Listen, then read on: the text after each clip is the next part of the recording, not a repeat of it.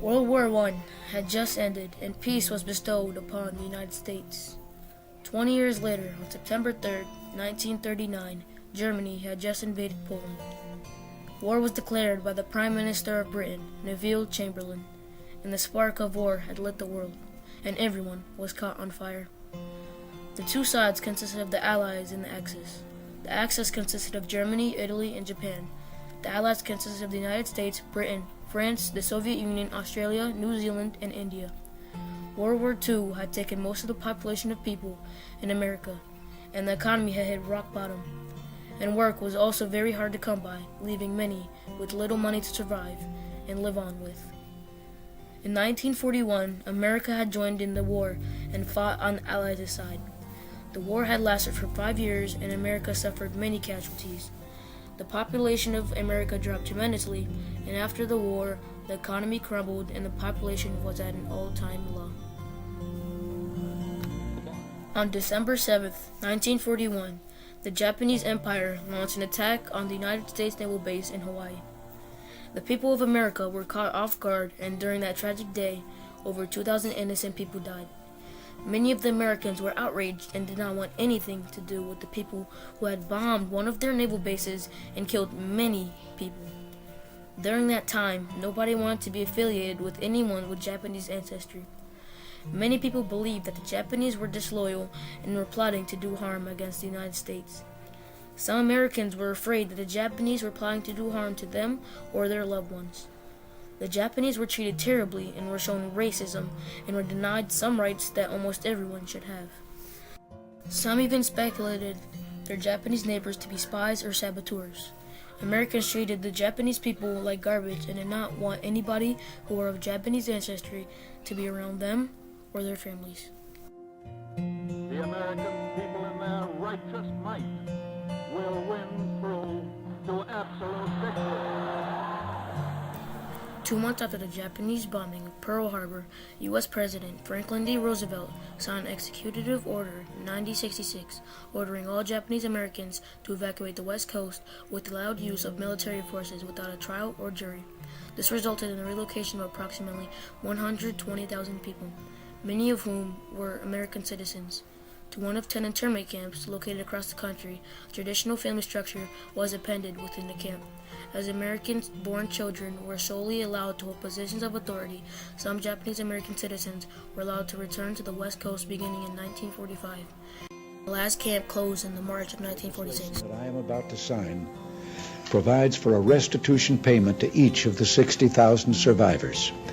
Surviving Japanese Americans of the 120,000 who were relocated or detained.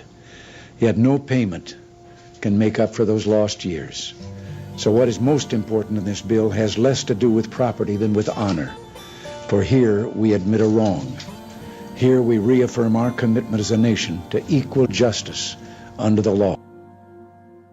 On December 7, 1941, the Empire of Japan initiated an attack on the U.S. naval base at Pearl Harbor. In the following months, hundreds of thousands of Japanese Americans were rounded up and sent to internment camps under suspicion of disloyalty to the United States. This was motivated by vocal outcries by politicians like Franklin D. Roosevelt, who signed Executive Order 9066. This order empowered the U.S. Army to designate areas from which any or all persons may be excluded. This was unfair because the Sixth Amendment of the American Constitution states that everyone is innocent until proven guilty. Later, 10 camps were built that housed more than 120,000 Japanese Americans. They only had 6 days to dispose of their possessions, and residents were forced to sell their belongings for small sums of money. Internment camps were often situated in isolated deserts due to harsh weathers, surrounded by barbed wire and guard towers. Within the camps, internees were forced to live in one-bedroom apartments with little privacy and constant surveillance. They were given a standard army cot, blankets, and a small heating stove.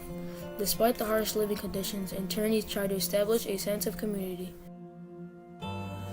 They established this by having jobs that allows for them to be paid just like any other regular job. They had schools and used them to learn while they were interned. because education was cared for by many during that This time. is a class in mathematics. Hard workers Typical of also the had jobs evacuees and were were given adjusting to paychecks new for the jobs communities, that they had getting done, along with their and were proud of employers, their fellow accomplishments. workers, and They neighbors, were happy to be and self-supporting, finding yet once satisfaction in again, becoming many self-supporting people once also more. took up farming, and in an internment That is, the camp, relocation one would center speculate should that not be nothing bad maintained was even any happening. longer than necessary. In the gardens, they grew many plants, The first vegetables, people and to even leave the fruit. relocation centers were volunteer workers. Even in the face of persecution, young men still joined the military. Nearly 33,000 Japanese Americans served during World War II because their loyalty was undivided and was given to America, not Japan, many of whom became highly decorated for their valor in battle.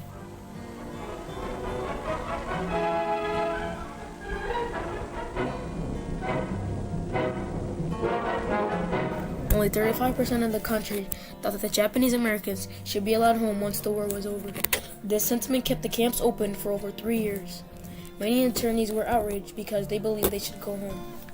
They were given their wish on December 17, 1944, as they were allowed home on that day. The last camp closed on March 1946. On December 17, 1944, the government announced that the Japanese evacuees could return to their homes. When they returned, they found their homes looted and their possessions gone. The racism and the cold looks certainly did not stop. They were still treated like garbage and were not liked or admired by anyone in the community. Some services were denied to some Japanese people just because they were Japanese, or what they called Japs, during the time. Shortly after they were released from the internment camps, some Japanese people suffered from mental and psychological effects that left them crazy or very ill. She never did recover. The people that suffered from these effects were left unable to do many things, such as work to provide for their families, or stopped others from working so that they could be taken care of. Work was also very hard to come by because of their race. Many Japanese were left homeless and with little money to survive. Because they were of Japanese ancestry, no one wanted to help them during their time of crisis and need. It was one of the darkest times for them, as they were left homeless and unable to take care of them or their families. Japanese Americans had also lost their businesses and homes to foreclosure while they were interned in internment camps.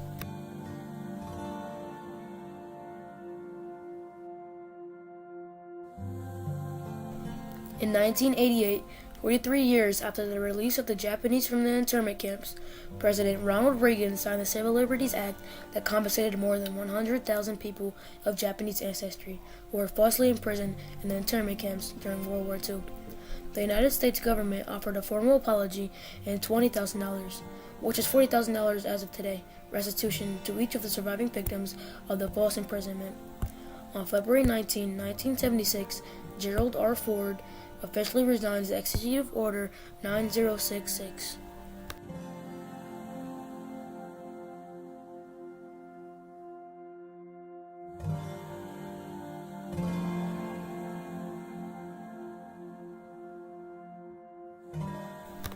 There were also a few positive impacts that affected the internees in the 1990s. They were richer, more likely to complete college, and work in a high-status job. Like one of many, George Takei was a child of the internment camps and has become a successful person in the film industry. On brick walls. They would stagger around and barf right in front of us. My baby sister, who was now 5 years old, said, "Mama, let's go back home," meaning behind those barbed wire fences. We had adjusted to that, and coming home was a horrific, traumatic experience for us kids. The Japanese internment played a large role in the history of the United States. It uprose a conflict between two different races and ended up in one race falsely imprisoned by the other. It was a dark time for both of the people of the United States and the Japanese Americans. Looking back at the huge mistake that had taken place, the United States could have and should have dealt with the problem differently and with more diplomacy. It was said that the Japanese were accused of disloyalty and were planning on sabotaging or spying on the United States. But it was just the opposite, and the Japanese Americans showed great loyalty to the United States and were also model citizens. The Japanese internment was not ethically and morally correct. It was a case of false imprisonment.